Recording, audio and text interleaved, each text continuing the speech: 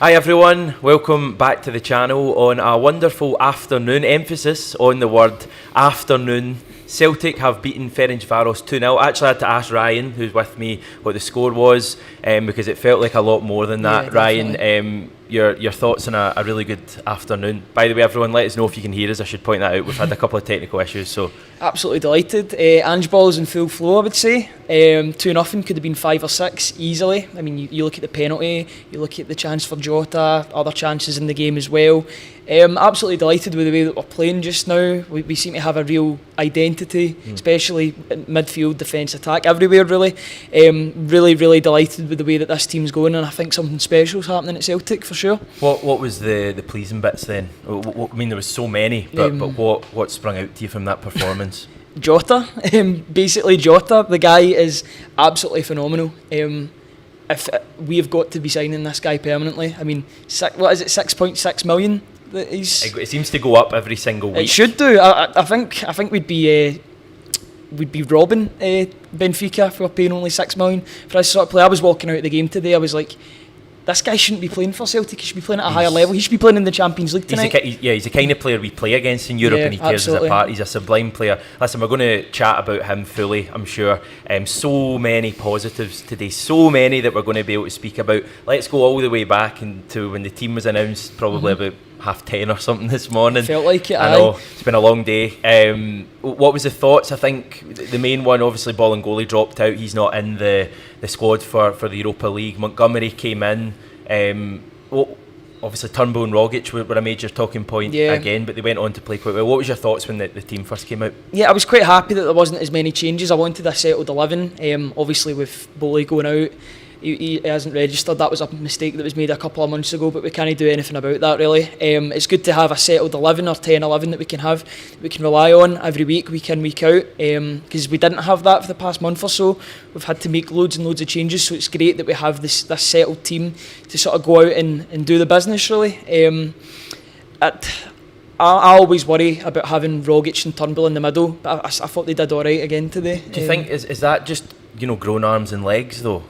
Because today I thought they were fine. The thing that Ange just started doing, obviously we're going forward a bit here, but when we're kind of nursing a lead, what he then does when Rogic starts to tire is he switches that Rogic was one with, of the best things beat about on. today. I think he did the same on Saturday as he well. Did, yeah. And it's clearly a thing that Ange does to shore up the game when you're winning, and it worked fine. Listen, I thought, we might as well come on to it, I thought David Turnbull was absolutely brilliant today. I thought he was excellent. I think you could tell that Ferencvaros had marked him out as our key player. Don't know if I agree with that assessment, but he was coming in for rough treatment in that first half. There was 2 or 3 late challenges, and they had a man on him at every moment, so they clearly thought he was the guy who would make something happen for us.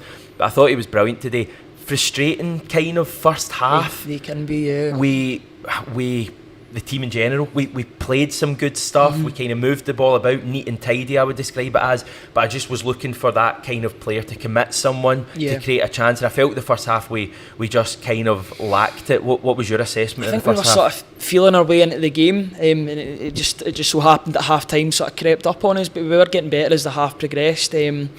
But it was at that point that you're like nothing each at half time. You're like, how is this game going to go? Are we going to push on, or are we going to go into ourselves? And it just so happened the former, which was absolutely brilliant. But we were passing the ball about really nicely. It wasn't really a problem. It was more about getting that sort of final ball. The deliveries were a wee bit poor as well. That's been a sort of a continuing sort of frustration for us, especially from Abada, I would say as well. He can be very hit and miss with his deliveries, but I wasn't too worried about the game. How did you feel at half time? Were you confident?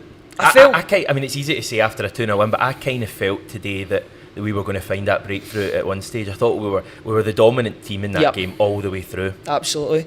I was pretty confident that we would get the sort of breakthrough. You're always that slight bit worried because you've seen the way we were playing even last season. You're like nothing each at half time. Are we gonna screw it up? Are we gonna struggle to get the breakthrough? But this Ange team, they have a lot of fight in them. They've got character, which is absolutely brilliant, and I just felt that we could get, if we got Kyogo involved in the game, then you've always got a chance at winning the game, and that's what happened. And he was really quiet in the first half, Kyogo. He was dropping deeper and deeper. A few really good moments. I think it was in the first half when he lost the ball and won it back straight away, and the stadium erupted. The stadium just loves Kyogo.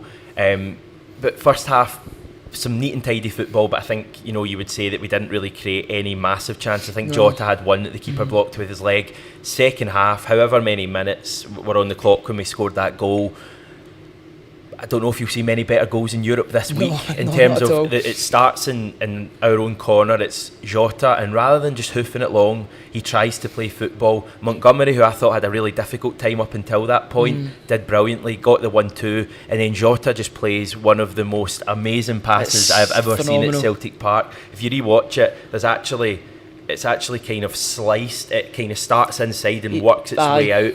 The movement from Kyogo's incredible. Kyogo's first touch is immaculate, and the finish is a simple one. He makes it look easy. It's just a goal drenched in quality, isn't it? From the very get go, Jota just cuts through that defence with just one pass. It's one of those passes that if Kevin De Bruyne makes that, then everybody's talking about it. If he's to do that, then the whole footballing world will go mental. And to be fair, the footballing world might go mental, because it seems as if he's causing quite a stir in Benfica as well. A lot of these compilation videos are sort of going back to Benfica, and they're like, this guy's really erupting onto the scene, which is good news for us. We're getting the best out of him. But Kyogo's first touch, sublime, as you would expect from a guy of Kyogo's quality. He only needs one chance really at times. First touch and then bang. Right, is it the keeper's right or the keeper's left? I think it was the keeper's left. Keeper's left. I think he'd left a wee gap, almost similar to Jota's goal on Saturday against Motherwell. Just a great finish. It was just an excellent finish, and it was exactly what we were missing in the game up until that point. I felt we were playing some neat stuff, but it was very much in front of Ferencvaros, and I think they came to Celtic Park looking for a point today. Yep. And as I've said, first 55 minutes up until the goal, playing some neat and tidy football. Rogic was nice, he was the key to the game. Yep. Turnbull was playing neat and tidy stuff. McGregor was the same, but we weren't making them defend. I didn't feel we were making their defence defend, and I felt for the first time we turned them. It's basically a counter-attack goal, and as I say, the ball from Jota's incredible, the finish is great, and the stadium erupted, absolutely erupted. For me, and I'm always wary of making major statements on the channel, as you all know, my favourite goal probably in a good while that Celtic have scored, and it was a proper quality goal. And I think the fans, we'll obviously come on to the fans at the end of the video, but I think the fans deserved to see that bit of quality today, and we definitely did. Yeah, absolutely. The fans were immense today as well. The fans, the Green Brigade, were brilliant as well. Their banner before the game was, some might say it's controversial, but I loved every bit. A wee ban? No, not a ban, a wee fine, but that's pocket money. We made the point, we made the statement, absolutely brilliant. But yeah, I'm so glad that we could get such a good crowd into Celtic Park to see that sort of goal. It was a goal worthy of winning any game, and it was absolutely brilliant. I'm still buzzing off that result. I mean, I was coming out of that stadium purring after that performance. I can't say enough about the performance. I'm just absolutely buzzing. I genuinely, and I'm going to make a statement here as well, I think we're on the cusp of something really special with fans. That's a wishy-washy statement. Come on. We're going to win everything, basically. Right, that's more like it. We have a great chance, to go 2-0 up. Montgomery, who, as I say, I thought he really struggled in the first half. But the one thing I will say, and Adam Montgomery struggled a fair bit, I think, in games over the last, month, 6 weeks. He never hides. He never hides at all. And for a 19-year-old, he's always kind of ready to get back up. And he was, walking wounded at the end of that match when he came off for Scales, and he wins the penalty. Obviously, McGregor has a really good chance to make it 2-0, and doesn't take it. Probably a good save rather than a bad penalty. I'd definitely say that. It was a really good save. It's one of those ones that if the keeper goes the wrong way and McGregor puts it in the back of the net, you're like, clinical penalty. So you've just got to give props to the keeper. But I thought it was a really, really nice wee pass from Jota into Montgomery. It was Montgomery that won the penalty, wasn't it? Yeah. It was just a lovely wee pass, and it forced the Ferencvaros defender to make a decision, and he put a foot in and he got the penalty. I was a wee bit worried that VAR was going to call it off, because we've been getting so much luck, both Scotland and Celtic with our VAR decisions. I thought, is this one going to go against us? But we got it. It just comes down to making them defend again. That's just the thing that Celtic, when we're at our best, when we're breaking the lines, when we've got that movement going, that front three, is exceptional to watch. And we really hit our groove in the second half. Obviously missed the penalty. I think we're all, I'm screaming at that stage. I had a bad feeling McGregor was going to miss it. I think just left footers taking penalties in general, I just never like it. It was very similar to the one he missed against Lille last year when the keeper saved it. But the one thing, as we said about Montgomery, McGregor just kept playing. He didn't let it get to him, and the team in general kept playing at that stage. In the past, maybe setbacks would really haunt Celtic and we'd go on to concede a goal. I thought everyone just kept going, kept playing the football, and eventually we get that killer second goal. It's Turnbull that gets it. I think it's maybe someone was saying in the comments that it was an own goal. Turnbull has a great chance, but again it was just brilliant movement, waiting on an opportunity, being patient, waiting on Ferencvaros committing and taking that chance. It wasn't a pretty goal at all, but it was brilliant. It's one of those goals that I've seen us concede in Europe, so it was great to see that sort of scrappy goal go in the back of the net. It's good to get that sort of luck on our side, but we deserved to be 2-0 ahead. We had plenty of chances in the game, and I'm just glad that we got that sort of exclamation mark to go with the one goal. It's good to have the second goal to sort of underline that point. Could have been so many more though. It should have been so many more. You look at the stats. I'm allowed one little criticism in today's video. Just be more ruthless, Celtic, because the way we played today with that performance, we should be looking at a 4 or a 5-0 victory today. You have the 2 goals, you've got the penalty, and you've got 2 absolute sitters in the closing stages. One for Turnbull that he drags wide, and one that Jota puts into the side net, and everyone in my part of the stadium thought it was in. It was actually quite similar to Kyogo's in terms of it was a kind of side-footed finish along the ground, a daisy cutter, but it went into the side net. And that's my one criticism. If we can, we create so many chances. I know a lot of people might look at Ferencvaros today and they might play down the standard of team we're playing. Hungarian side. I thought they were better than the team we played last season, I'll be honest. It's a team that were in the Champions League last season, and they, from memory, they were kind of close in a few of the games. I think they were in with Juventus. They got a point against Kiev, didn't they? Kiev. So this isn't a bad team at all. We spoke about them in the preview with Thomas, and this is a team littered with international players, and I thought Celtic made them look completely ordinary today. And some of the football we played in that second half, everyone in the comments there is absolutely buzzing. I'm going to bring in some of the comments, Ryan, if you don't mind. Absolutely. And then we'll maybe get on to the players that stood out for us. Ewan B, I don't know if that's my pal Ewan, he's asking how is the box. That is why, sorry, I'm trying to resize this comment. That's why I'm wearing this rather nice pink shirt, because I was in with the main people Fan today. media CSC. I know. Sure, getting all the big licks now. But sorry, I'm just trying to resize this. Do you want to take this comment? Most accomplished display of the season. What do you make of that? Most comment? accomplished that was from, since Damien Thornton. Most accomplished since Saturday, I would say, because I think that we're getting this sort of momentum now. We've got clean sheets. We're controlling games, and at the end of games, rather than the games looking like they're on a knife edge. And I think that's due to the subs that Ange is making as well. I think he's learning on the job. He's having to adjust his management style a wee bit. So he knew when Rogic was a bit knackered in the game, he brought Beaton on, and Beaton strolled it again when he came on. I've always got that bit of regret about Beaton, because he's so obviously a central defensive midfielder, and we've been playing him for centre half for so many years. It's maybe finally, after how many years, we've found Beaton's perfect role, and it's seeing games out.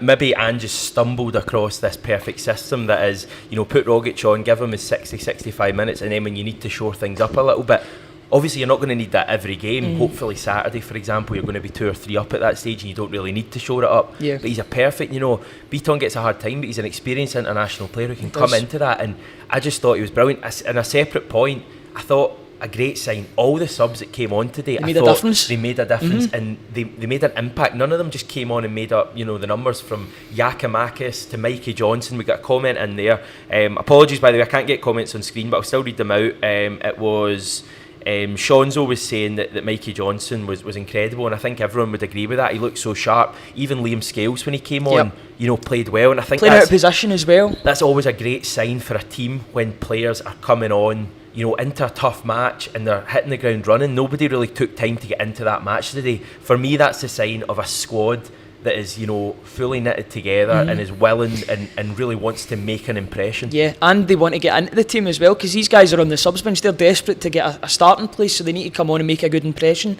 And it's great to have these options on the bench as well that can come on and make a difference. That's the problem. We've not had that in the past 2-3 months, you would say. We've been waiting for Giakoumakis to get fit. We've been waiting for Mikey Johnson to be fit again. You get Beaton on the bench that was even playing at centre half at the start of the season, so it's great to be able to bring these guys on and we've got fresh legs, because this sort of style of play demands it. We need to have fresh legs on the pitch at all times for this to work, and you've seen that at the end of the game. You see Mikey Johnson running at people. He looked absolutely phenomenal when he came on. I don't think that can be downplayed at all. People look at Mikey Johnson and they say this guy's a flop and he's not good enough. Now, he's had injury problems and I'm praying he can stay fit now, but that guy, when he is fit on days like today, he's just so sharp. He is so sharp.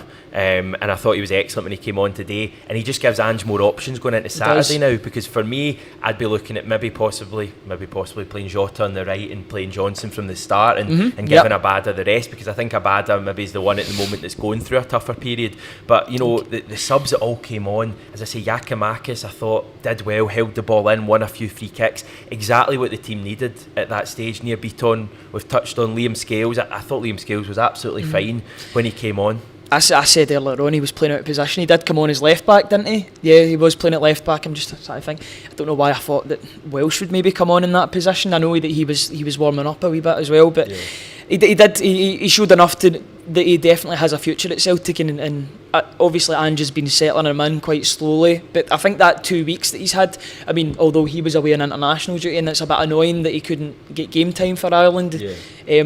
But even having those extra couple of days, because a lot of the teams came back on Tuesday, to be on the training field and sort of get used to Ange's methods, it's definitely helping. And I just want to touch on the fitness as well. The fitness looks a whole lot better, and I think that must be down to the new guy coming in, Anton McElhone. Yeah, I mean, I just think the whole team looks. You know, I'm aware we don't want to go completely overboard. It's 2 games since we've been back, but I just think the team looks, you know, much more of a unit. I think finally, Starfelt and Carter Vickers look like they're building something. Yeah. I thought Starfelt, one moment aside, I was so annoyed when he made that mistake. There was people around me raging, you know, you're crap, so and so, you're awful, you're always doing this. It was his best game in a Celtic top. I thought Starfelt was absolutely excellent today. We actually got a comment in there a second ago praising Starfelt. I think it was Colin Gregg was saying that he's improved. He still needs to get a grip of his decision making. I think it's a fair point. I mean, he did make one mistake, one foot went wrong in the whole game, and it nearly led to a Ferencvaros goal, so that's something he still has to work on. But I just thought he was excellent today, you know, commanding. Carter Vickers I thought had a great game.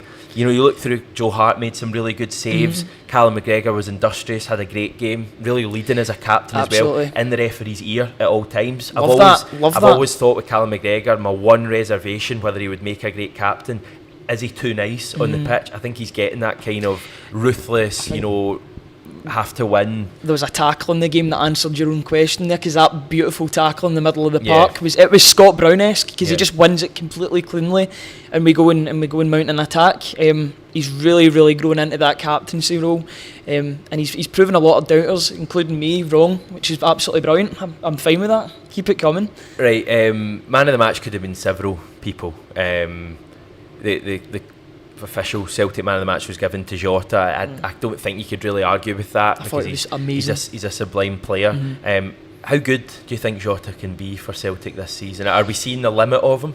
I still think there's another couple of gears to go. I think he's just biding his time, or sort of feeling his way into the team. I mean, he'll know he's a first pack now, so I don't know if he feels any competition with Mikey Johnson or that.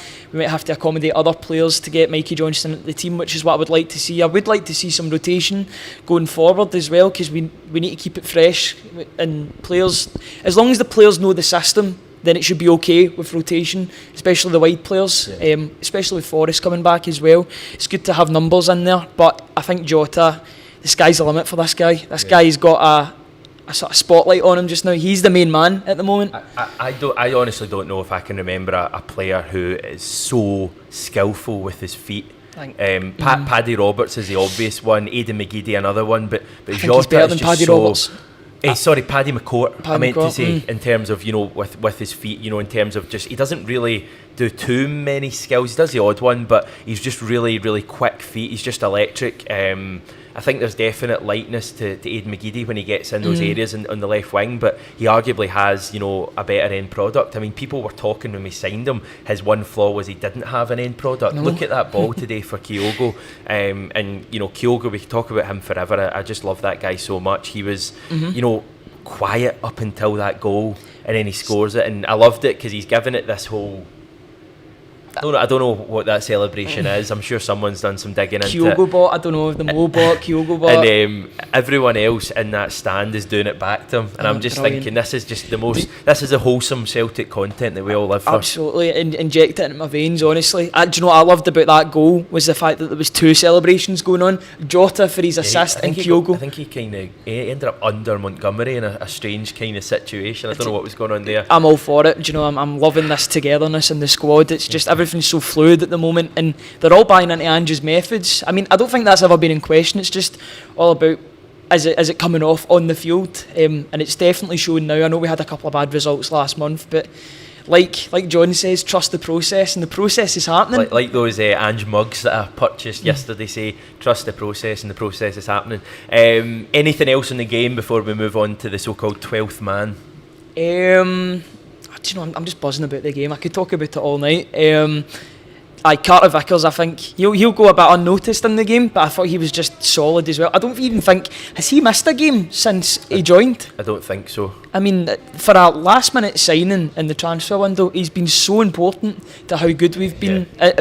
All of our wins, he's contributed in one way or another. He's much better building from the back than I gave him credit for as well. Like, he very rarely misplays. He's a calm presence, and he's calm in Starfelt game by game as well. I was at the game with my dad today, and I posed him the question. You've got Giacomakis in a boxing ring with CCV. Who you backing? Because they're both big boys. A draw. A clash of heads. None of them are winning that. No. Right, 12th man today, the Celtic support. I was totally blown away by the support. It's all right for the unemployed among us. That's me and Ryan, by the way, to get to games like today. But I tell you something, there must be a lot of companies and businesses around Scotland today that are doing without several key members, because there was a lot of sickies put in today. The crowd, I think, was given us over 50,000. I would actually have said slightly more, 52 or 53. I'm not sure on Saturday against St Johnstone whether there'll be that number. Being honest, I just thought, I was totally gobsmacked when I heard this game was going to be 3:30 on a Tuesday afternoon. My first thought was 20,000, 25,000. To get 50,000, it's incredible. I think it just shows how much this Celtic support want to see this team play. Yep, obviously, absolutely. The fact it's a European game helps. I think if it had been Ross County at home today, for example, we would have got probably 15,000, 20,000. But just an incredible support, and players in that team must be looking at that today and going, wow. This is a support that's turning up for a game on a Tuesday afternoon at the same time as Tipping Point.